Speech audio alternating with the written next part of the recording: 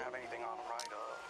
Jewelry. I like the clips of him getting interviewed back in the day saying partying is weakness for your soul. Dana White seems to have embraced you. Have you had a lot of fun partying with him? I mean, you've been seen in his Ferrari or in his suite. Partying is weakness for the soul, my friend, so I try and avoid it. And then there's clips now of him being like, nah, he's all pumped up. Oh, the ship has sailed. Yeah. It's like, we want him to come back and it didn't happen.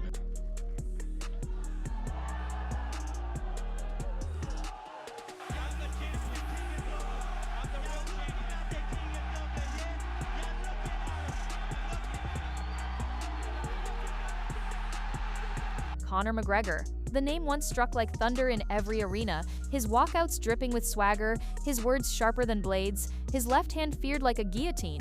For years he was not just a UFC fighter, he was a force of nature, the man who dragged mixed martial arts into mainstream pop culture. But just as quickly as he rose, he began to stumble, and the world watched in real time as the King of Dublin turned into a lightning rod for scandal, controversy, and speculation. His rise is legendary, but his fall is one of the most dramatic the sport has ever seen. How does someone go from hungry plumber's apprentice to global icon, then crash down into whispers of steroids, broken bones, and tabloid chaos? Today we're diving deep into the rise and fall of Conor McGregor, a story so outrageous it feels more like a movie than real life. Before we unravel it all, don't forget to like this video, subscribe to the channel, and drop a comment below because this is one story you'll want to debate. The money he made after he fought Floyd, you know, made $100 million fighting Floyd, then came back defending belts, making really good money. He got rich, started his business, sold it for a couple $100 million. Like, when you made it to the top, it's hard to wake up and run those miles when you sleep in the silk sheets. That's true, man. That's why guys like John Jones could be those guys who make it there and have money and have everything and stay there for that long. That's impressive, man. McGregor's journey began on the rough streets of Crumlin, a working-class neighborhood in Dublin. He wasn't born into fame, privilege, or opportunity. He was just another young man grinding through long days as a plumber's apprentice, dragging himself home with calloused hands and little money in his pocket. But every evening he traded tools for gloves, training in small gyms where few believed he had a shot. His obsession became his oxygen, his dream his only lifeline. Friends recall how he spoke about destiny long before he had anything to show for it, bragging that he would one day rule the UFC. People laughed, but McGregor didn't care. And then in 2013, everything changed. In his UFC debut, he flattened Marcus Bermage in just 67 seconds. The knockout was violent, but what really shocked people was McGregor's presence. I don't know if Conor's ever gonna fight again. What's happening with his the civil suit? He's being dropped by all his companies or something. Yeah, you know, I don't know the real details of that case, but the reality is that guy's partying, and he's partying real hard. Dude, some of his interviews, you can tell he is out of it. Have you seen the Jake Gyllenhaal and Conor interview for Roadhouse? And he's just tweaking the whole time. And tweaking? Jake's just like, you know, it's funny, Shane Gillis has a great bit about Conor McGregor in Roadhouse. He goes, Conor McGregor basically played a cooked out Conor McGregor in Roadhouse.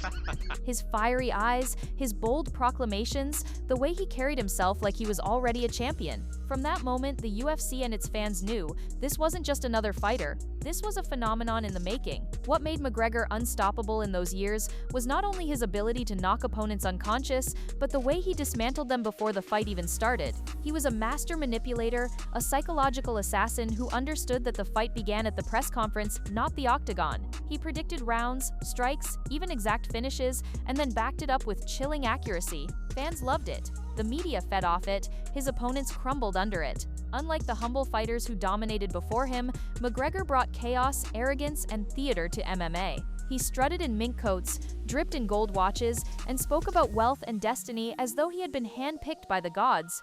When you got out of your vehicle, the crowd erupted. Fight Canelo, no fucking problem, yeah? Out straight, no problem. What? How do you think you would beat Ili Abturo, Top Toro? Bang, give that man a can of Coke. I don't try this because I'm already... yeah.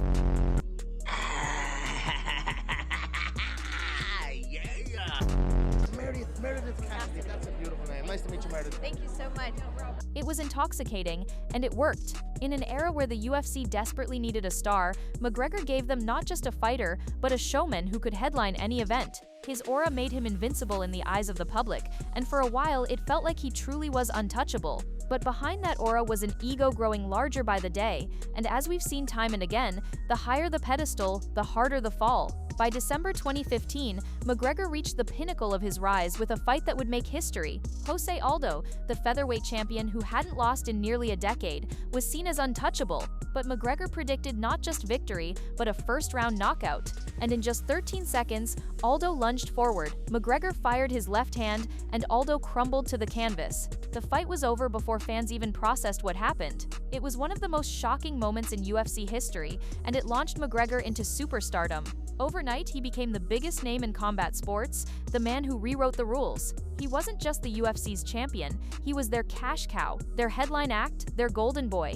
He didn't stop there. By 2016, he moved up and captured the lightweight belt, making him the first fighter in UFC history to hold titles in 2 weight classes simultaneously. No one had ever done it, and McGregor basked in the glory like a king expanding his empire. At this point, it seemed like there were no limits. But while McGregor was busy conquering weight classes, the seeds of his downfall were quietly being planted, watered by arrogance and unchecked fame.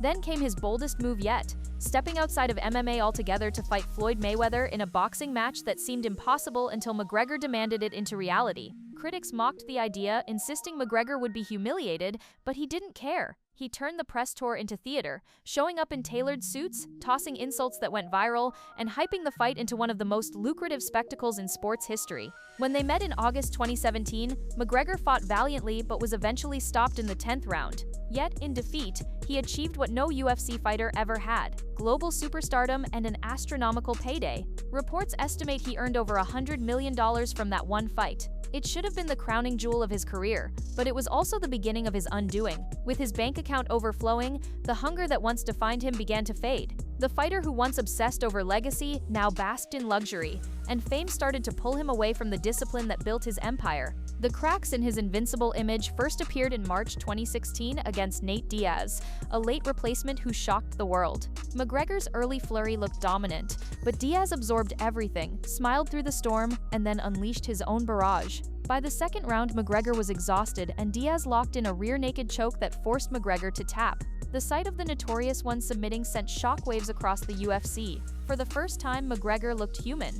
Though he returned later to win the rematch in a bloody 5-round war, that first loss was more than a blemish. It was the first crack in the armor. Fans began to wonder if McGregor's style, built on precision and bravado, could hold up against fighters who didn't crumble under his pressure. The Diaz fight showed the world that McGregor wasn't invincible, and for McGregor himself, it may have lit a dangerous fire of overcompensation that fueled the reckless choices ahead. But it was the 2018 clash with Khabib Nurmagomedov that truly shattered McGregor's aura. The lead-up was ugly. McGregor hurled insults about Khabib's family, his religion, his culture. He crossed lines that even seasoned trash talkers never dared. The fight itself was a disaster.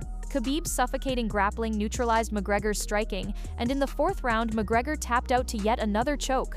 But what followed was even more chaotic. Khabib leapt out of the cage, attacking McGregor's corner and sparking a wild brawl that became one of the most infamous moments in UFC history. That night, McGregor wasn't just beaten physically. He was humiliated, stripped of the invincible aura he had built so carefully. Khabib's dominance showed the world that McGregor's empire was cracking, and for many fans it marked the beginning of the end. After Khabib, McGregor's life became a whirlwind of scandal and chaos. In 2019, footage surfaced of him punching an elderly man in a Dublin pub after the man refused to drink his whiskey brand. Just months later, he smashed a fan's phone in Miami and walked away as though nothing happened. Allegations of misconduct piled up in Dublin, and suddenly, McGregor's name was tied to police investigations and tabloid headlines more than UFC fights. Fans who once idolized him started questioning his character. Was he still the hungry fighter from Crumlin, or just another celebrity drunk on fame and power? His personal life spiraled, with rumors of infidelity, volatile relationships, and behavior that looked more self-destructive with each passing month. The Notorious One was no longer a symbol of ambition. He was a walking controversy. In 2020, McGregor tried to remind the world of his talent with a fight against Donald "Cowboy" Cerrone. In just 40 seconds, he annihilated him, landing a barrage of strikes that left fans in awe. For a moment, it felt like the king was back. But the glory didn't last. In 2021, McGregor's trilogy fight with Dustin Poirier ended in horror when his leg snapped grotesquely in the opening round. The image of him screaming on the mat is one of the most haunting in UFC history. Instead of accepting defeat, McGregor spewed insults from the stretcher, targeting Poirier's wife and turning tragedy into spectacle. It was the final straw for many fans who saw him as unable to show humility even in his lowest moments. What should have been a chance for reflection became another stain on his legacy. By 2022, whispers turned to shouts. McGregor's body looked dramatically different, bulkier, bloated, unnatural. Fans speculated about steroid use, and then came the bombshell. USADA revealed McGregor hadn't been tested for the entire year. Even Joe Rogan joked that his urine could melt a test cup, fueling the suspicion further. The fighter who once symbolized raw talent now looked like a man addicted to the image of himself.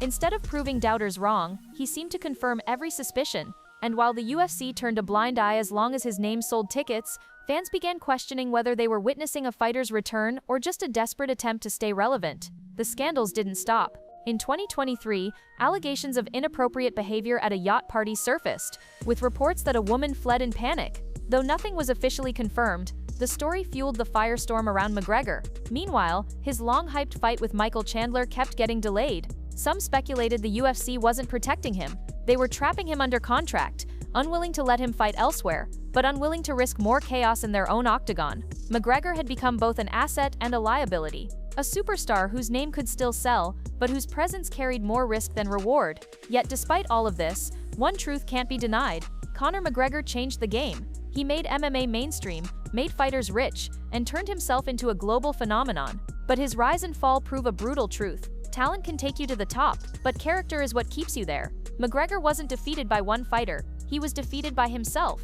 His arrogance, scandals, and obsession with image overshadowed his brilliance. He will always be remembered as the man who shook the UFC to its core, but also as the man who showed how quickly the king can become the cautionary tale. But the biggest question hanging over Conor McGregor now isn't whether he can fight again, it's whether fans even want him to. Once upon a time, every announcement with his name sent shockwaves, every face-off became a viral moment, and every knockout felt like history. Today, when McGregor's name surfaces, it's met with skepticism, mockery, and debates about whether he still matters. The UFC, once desperate to have him headline, now seems cautious, weighing the risk of associating with a man who has become a magnet for scandal. And yet the pull of McGregor hasn't vanished entirely. Social media explodes with speculation whenever he teases a comeback. His haters tune in to watch him fail. His loyal fans cling to hope for one last glimpse of the legend, and the UFC knows that controversy still sells. In many ways, McGregor has become the very thing he once mocked, a sideshow, unpredictable and polarizing. But in that unpredictability lies the possibility of redemption,